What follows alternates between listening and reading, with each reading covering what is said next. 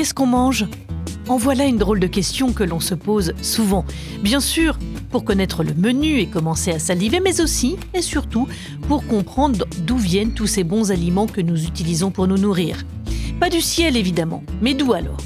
Parce qu'avant d'atterrir dans les rayons des magasins, ils étaient bien quelque part, dans un champ, un élevage ou sur un arbre par exemple.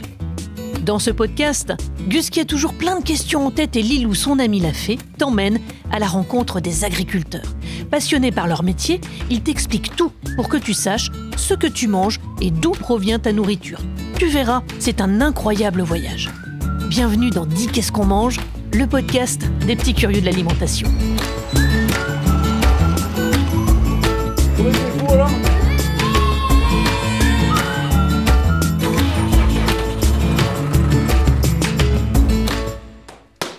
Maman, j'ai une faim de loup.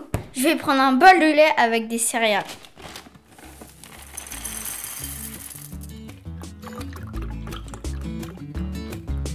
Oh zut, juste assez pour un seul bol. Dommage que ça coule pas comme l'eau du robinet. Mais en fait, comment le lait arrive dans une bouteille ? Je sais à qui je vais pouvoir demander. Lilou, t'es où ?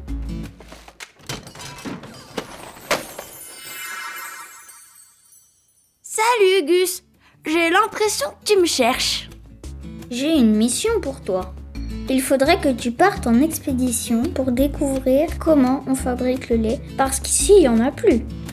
Oh, catastrophe! Et comment je vais finir mon goûter si j'ai pas de lait pour tremper mes gâteaux? Ne t'en fais pas, je suis sur le coup. Tiens, prends cet écouteur. Comme ça, tu ne perdras pas une miette de l'expédition. On pourra même continuer à se parler. Allez, c'est parti! Je t'emmène à la ferme retrouver nos vaches.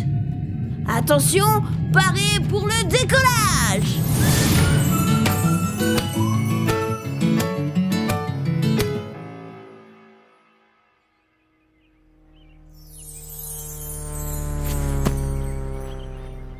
Ouf, à deux doigts d'atterrir dans une bouse de vache. Burk!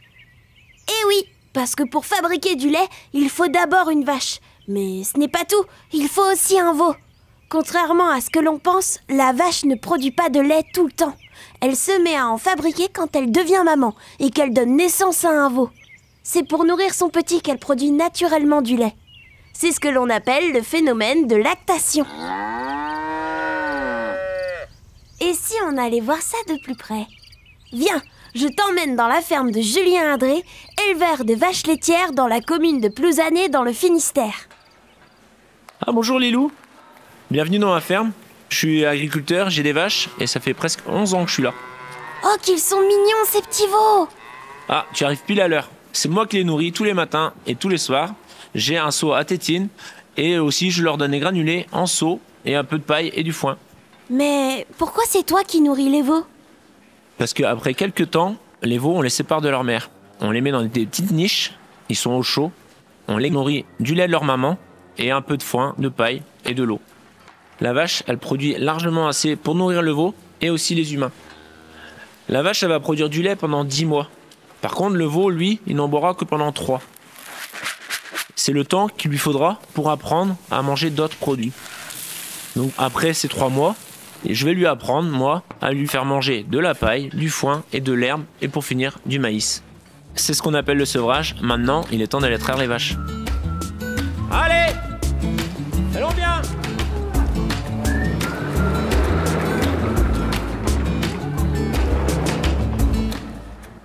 Donc moi j'ai 100 vaches laitières. C'est la race Primolstein. C'est une vache qui fait beaucoup de lait et un lait qui est pas très gras.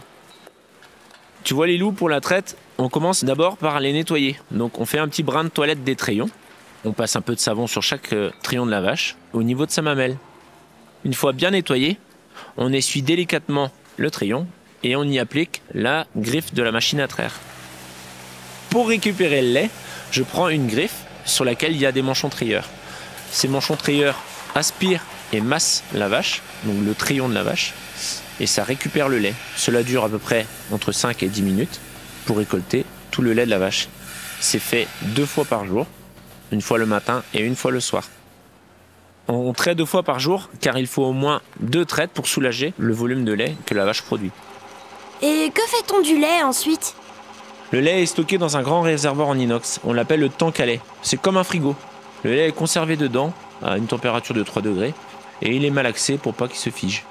Le froid permet de ne pas avoir de bactéries et de microbes qui se développent. Cool, on peut goûter le lait maintenant? Encore un peu de patience, Gus. Même si tu peux goûter le lait, tu sentiras qu'il n'est pas comme d'habitude. On doit maintenant l'emmener à la laiterie pour être sûr qu'il n'y a pas de bactéries dedans et lui permettre de se conserver plus longtemps. Julien, est-ce que c'est toi qui emmènes le lait à la laiterie? Bah non Lilou, c'est un camion citerne qui vient chercher le lait chez moi. Le chauffeur du camion fait une analyse pour voir si mon lait est de bonne qualité et ensuite à l'usine lui en fera des analyses plus poussées. Mais qu'est-ce qu'on fait exactement dans une laiterie? En fait, c'est une grande usine dans laquelle on va mettre le lait en bouteille dans de bonnes conditions d'hygiène. On pourra le transformer en yaourt, en fromage, en beurre. On fabrique tout cela avec du lait. Il y a 4 étapes dans la transformation du lait.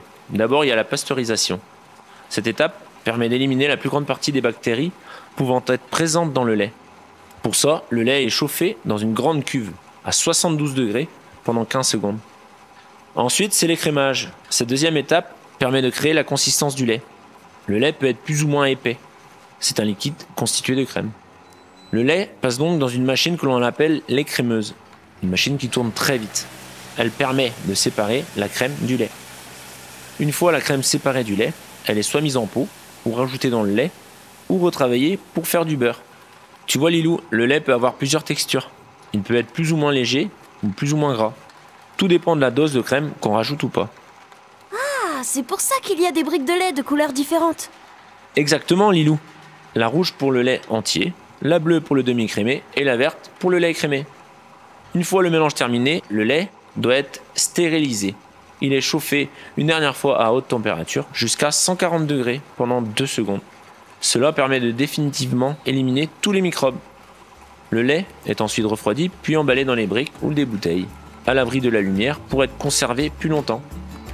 Il est enfin prêt pour être vendu dans les supermarchés ou les épiceries.